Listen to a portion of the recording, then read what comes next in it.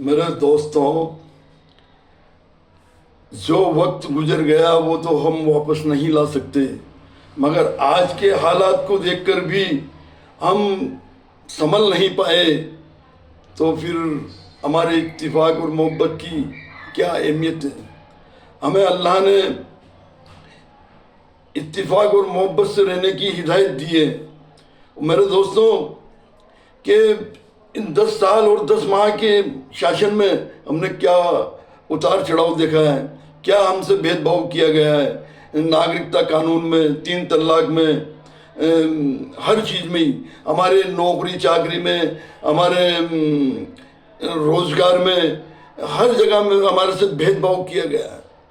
हर जगह भेदभाव हो रहा है और खुला जो 10 साल 10 माह का शासन चल रहा है, चाहे वो केंद्र का हो चाहे किसी भी राज्य का शासन हो, भारतीय जनता पार्टी का, खुला हमसे भेदभाव किया जा रहा है और फिर भी हम समझ नहीं पा रहे हैं, इनकी नीतियों को नहीं समझ पा रहे हैं। जबकि भारत के मुसलमान चाहे 22 करोड़ हों चाहे 30 करोड़ हों, इन 30 करोड़ या 22 करोड़ जो भी आंकड़ा इन्होंने बताया है, उसके दम पर हजारों कंपनियां चल रही हैं, फाइनेंस कंपनियां चल रही हैं, प्राइवेट बैंकें चल रही हैं और ज़्यादातर 80% लोग मुसलमान ही इन फाइनेंस और प्राइवेट कंपनियों से पैसा लेते हैं और खून पसीने की कमाई कर करके इनको देते हैं। एक लोन चुकाने के लिए अधिक लोन लेना पड़ता है, रिटायर होने का समय आता है तभी भी वो कमा कमा कर इनको देते हैं, मगर इन ब्याजखोर कंपनियों का पैसा पूरा नहीं होता। तो मेरे दोस्तों, वक्त रहते हुए, समय रहते हुए आप जागरूक हो जाओ और जागरूक होने के लिए अल्लाह ने तुम्हें रास्ता बताया है और वो रास्ता है जिले लेवल से लेकर और राज्य लेवल और इंडिया लेवल तक आप ज़कात के पैसे से अपनी खुद की स्वयं की बैंक खड़ी कर सकते हो। हर जिले में, हर राज्य में, इंडिया लेवल पर, भारत लेवल पर हमारी खुद की बैंक खड़ी कर सकते हो। ज़कात आपकी बहुत बड़ी ताकत है।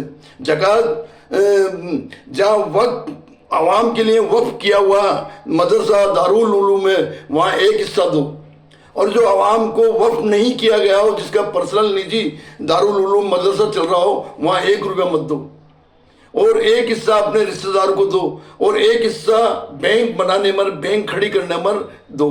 अगर हम 22 करोड़ हैं, 20 करोड़ हैं या 10 करोड़ हैं या 1 करोड़ लोग भी 1-1 हज़ार रुपये का खाता खुलवाकर और अपनी खुद की बैंक खड़ी करते हैं तो 20 करोड़ों रुपए की बैंक खुल जाएगी, जिले लेवल से, राज्य लेवल से और भारत लेवल से, हमारे देश लेवल से। किसी मुसलमान बंदे को रोजगार करने वास्ते प्राइवेट कंपनी, प्राइवेट बैंक, जो ब्याजखोर कंपनियां हैं प्राइवेट, इनसे हमें पैसा मांगने की जरूरत नहीं पड़ेगी।